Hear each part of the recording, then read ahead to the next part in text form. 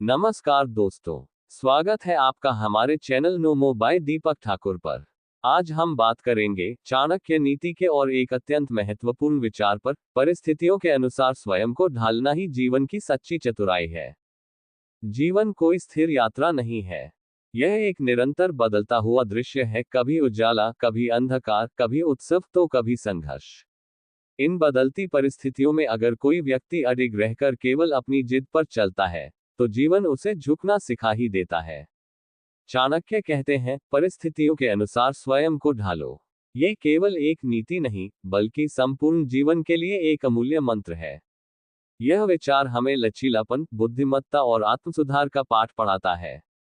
आज हम इस विचार की गहराई में उतरेंगे, इसे जीवन में लागू करने के तरीकों को समझेंगे और दो ऐसे उदाहरणों के माध्यम से इसका प्रभाव देखेंगे जो आपके मन को छू लेगा। चलिए तो पहले जानते हैं क्यों आवश्यक है परिस्थितियों के अनुसार स्वयं को ढालना। चाणक्य का ये विचार इस सत्य पर आधारित है कि परिस्थितियां हमारे नियंत्रण में नहीं होती, परंतु हमारी प्रतिक्रिया अवश्य हमारे हाथ में होती है। यदि कोई व्यक्ति कठिन समय में भी स्वयं को परिस्थितियों के अनुरूप ढाल ले, तो वह न केवल उस समय से बाहर निकलता है, बल्कि एक बेहतर इंसान बनकर उभरता है। जिस प्रकार एक बहता हुआ पानी चट्टानों से टकराकर अपना मार्ग स्वयं बना लेता है, उसी तरह एक बुद्धिमान व्यक्ति भी जीवन की कठिनाइयों में रास्ता निकाल लेता है। और यही चाणक्य नीति का सार है, अपने स्वभाव को इतना लचीला बनाओ कि समय के थपेड़े भी तुम्हें तोड़ न सके। अब देखते हैं आज का पहला उदाहरण। अनुपम की कहानी, एक साधारण किसान का असाधारण बदलाव। अनुपम उत्तर प्रदेश के एक छोटे से गांव का रहने वाला था। उसके पिता एक किसान थे और वही काम वह भी करता था। अनपढ़ तो नहीं था, पर पढ़ाई में ज्यादा आगे नहीं बढ़ पाया था। उसका जीवन खेत, हल और मौसम की कृपा पर निर्भर था। फिर एक साल ऐसा आया जब सूखा पड़ा। फसलें बर्बाद हो गईं, कर्जा चढ़ गया, परिवार का पेट पालना मुश्किल हो गया। गांव के कई लोग शहर की ओर पलायन करने लगे, पर अनुपम का दिल वहीं अटका था। वह जानता था कि खेत उसका जीवन है। एक दिन गांव में एक सरकारी अफसर आया और बताया कि ड्रिप इरिगेशन नामक तकनीक से कम पानी में खेती की जा सकती है।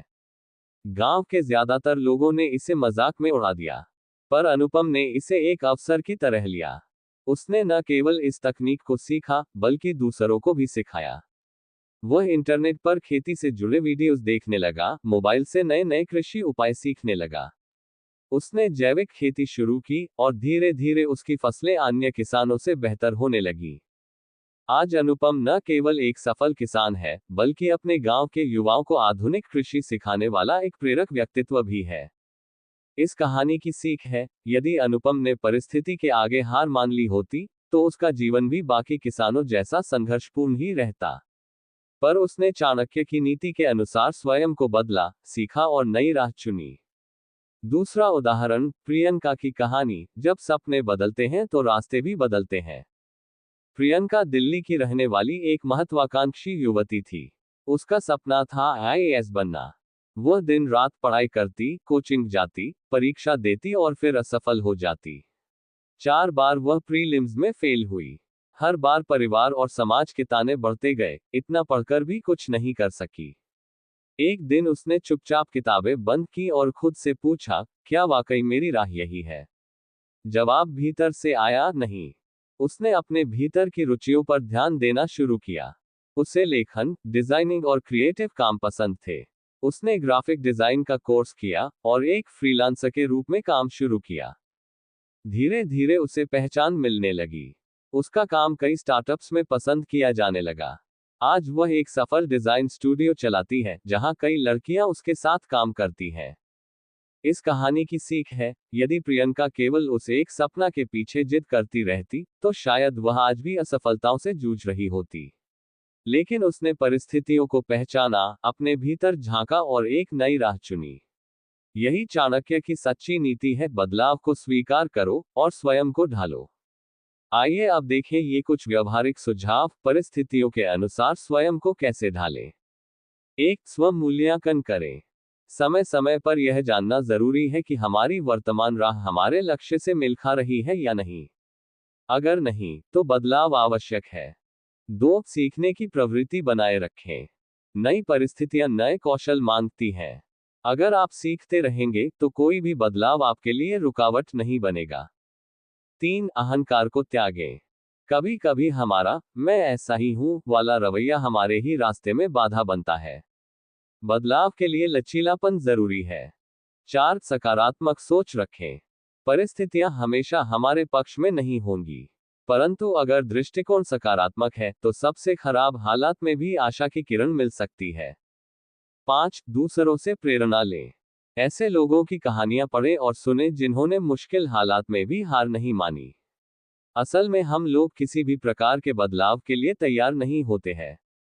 हम कोशिश करने से पहले ही घोषित करते हैं कि ये हमें स्वीकार्य नहीं है। हम अभी जिस तरीके से कर रहे हैं वही सही है।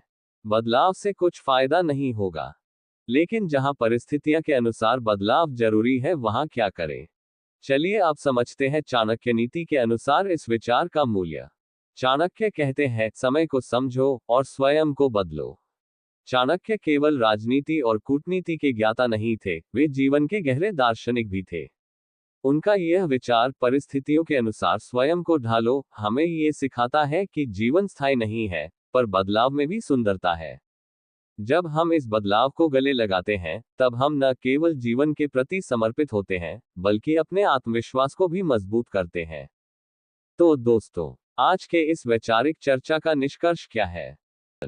अनुपम और प्रियंका जैसे उदाहरण हमें ये बताते हैं कि परिस्थितियां चाहे जितनी भी कठिन क्यों ना हो, अगर हम उनमें अपना रास्ता ढूंढ लें, तो हम असफल नहीं हो सकते। जीवन हर मोड़ पर हमसे केवल एक चीज चाहता है, अपने सोचने और जीने के तरीके को समय के अनुसार बदलने की योग्यता। चाणक्य की यह नीति एक स्थायी जीवन मंत्र है, बदलाव को शत्रु नहीं, बल्कि मित्र मानो। तभी आप हर तूफान में भी खड़े रह सकोगे। तो दोस्तों, कैसे लगा ये विश्लेषण? अगर आपको पसंद आया हो तो जरूर लाइक करें। ज्ञान बांटने से बढ़ता है दोस्तों, इसलिए इस वीडियो को परिवार और दोस्तों के साथ जरूर शेयर करें। और हाँ, चैनल को सब्सक्राइब करना ना भूलें।